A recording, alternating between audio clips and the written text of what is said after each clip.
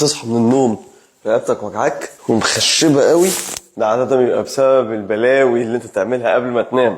يعني مثلا لو قاعد في الوضع ده والدنيا كلها جايه من الرقبه كده وتاني المخده عشان تقرا حاجه، هتقعد مثلا على الموبايل بتاعك في الوضع ده، الاحسن تعمل ايه؟ الاحسن ان انا اجيب مخده كبيره زي كده ومخده رفيعه اسند عليها دماغي بحيث كل عمودي الفقري يبقى متساوي. والقعده اللي انا بقعدها على اللابتوب دي كده اهو وانا ظهري متزحزح لقدام، خليني تاني رقبتي كده جامد، احط مخده وارجع مؤخرة لورا وافرد ظهري على المخده دي كويس. قعدت كده اهو كده عمودي الفقري بقى مفرود تاني ورقبتي مظبوطه.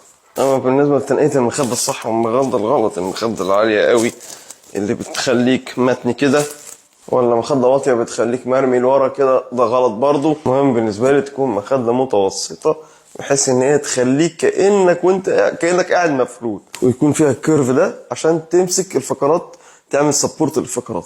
طبعا بالنسبه للي بيناموا على جنبهم المخده العاليه قوي اللي تانية الكيرف جامد كده، ده غلط طبعا. ولا برضه تكون واطيه بزياده تكون راسك واقع كده، ده غلط جدا. حاجه كده تكون في النص، تكون بالظبط بسمك كتفك بحيث ان انت لا راسك تكون واقع قوي ولا راسك تكون مرفوع قوي، تكون راسك في النص كده مع عمودك الفقري. خلي بالك من اوضاعك قبل ما تنام، وخلي بالك من اوضاعك وانت قاعد، خلي بالك من اوضاعك وانت نايم. ان شاء الله وجع الرقبه الصداع وكلبشه الرقبه اللي تصحى بيها دي هتبقى احسن بكتير وفي اقل من اسبوع. الله اعلم.